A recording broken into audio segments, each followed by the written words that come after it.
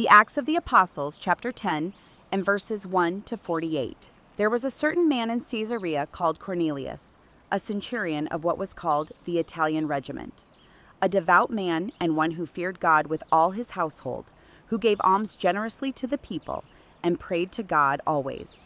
About the 9th hour of the day, he saw clearly in a vision an angel of God coming in and saying to him, "Cornelius." And when he observed him, he was afraid and said, "What is it, Lord?" So he said to him, "Your prayers and your alms have come up for a memorial before God. Now send men to Joppa and send for Simon, whose surname is Peter. He is lodging with Simon, a tanner, whose house is by the sea. He will tell you what you must do." And when the angel who spoke to him had departed, Cornelius called 2 of his household servants and a devout soldier from among those who waited on him continually. So when he had explained all these things to them, he sent them to Joppa. The next day, as they went on their journey and drew near the city, Peter went up on the housetop to pray, about the 6th hour. Then he became very hungry and wanted to eat. But while they made ready, he fell into a trance, and saw heaven opened, and an object like a great sheet bound at the 4 corners, descending to him and let down to the earth. In it were all kinds of 4-footed animals of the earth, wild beasts, creeping things, and birds of the air. And a voice came to him, "Rise, Peter, kill and eat." But Peter said, "Not so, Lord, for I have never eaten anything common or unclean." And a voice spoke to him again the 2nd time, "What God has cleansed you must not call common." This was done 3 times, and the object was taken up into heaven again. Now, while Peter wondered within himself what this vision which he had seen meant, behold, the men who had been sent from Cornelius had made inquiry for Simon's house, and stood before the gate. And they called and asked whether Simon, whose surname was Peter, was lodging there. While Peter thought about the vision, the Spirit said to him, "Behold, 3 men are seeking you. Arise, therefore, go down and go with them, doubting nothing, for I have sent them."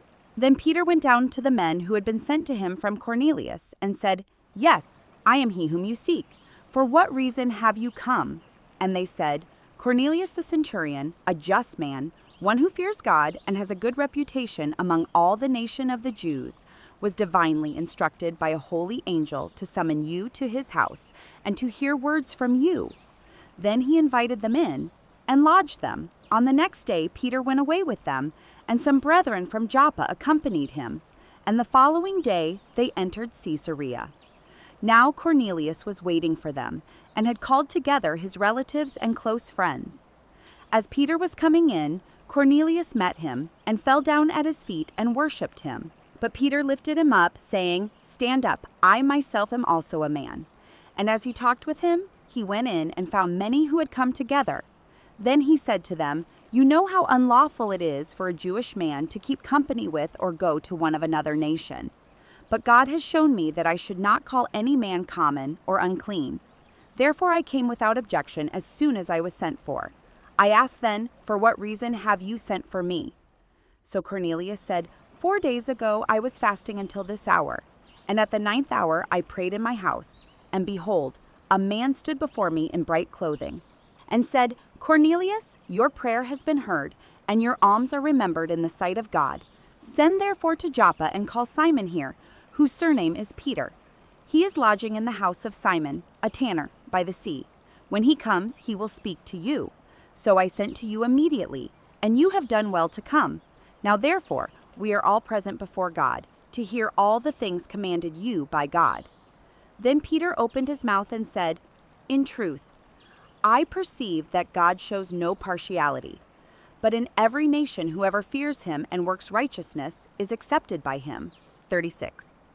The word which God sent to the children of Israel, preaching peace through Jesus Christ, he is Lord of all. 37. That word you know, which was proclaimed throughout all Judea, and began from Galilee after the baptism which John preached. How God anointed Jesus of Nazareth with the Holy Spirit and with power, who went about doing good and healing all who are oppressed by the devil, for God was with him. And we are witnesses of all things which he did both in the land of the Jews and in Jerusalem, whom they killed by hanging on a tree. Him God raised up on the 3rd day and showed him openly, not to all the people, but to witnesses chosen before by God, even to us who ate and drank with him after he arose from the dead. And he commanded us to preach to the people, and to testify that it is he who was ordained by God to be judge of the living and the dead. To him all the prophets witness that, through his name, whoever believes in him will remission of sins. While Peter was still speaking these words, the Holy Spirit fell upon all those who heard the word. And those of the circumcision who believed were astonished, as many as came with Peter, because the gift of the Holy Spirit had been poured out on the Gentiles also. For they heard them speak with tongues and magnify God. Then Peter answered, "Can anyone forbid water? That these should not be baptized who have received the Holy Spirit just as we have." And he commanded them to be baptized in the name of the Lord. Then they asked him to stay a few days.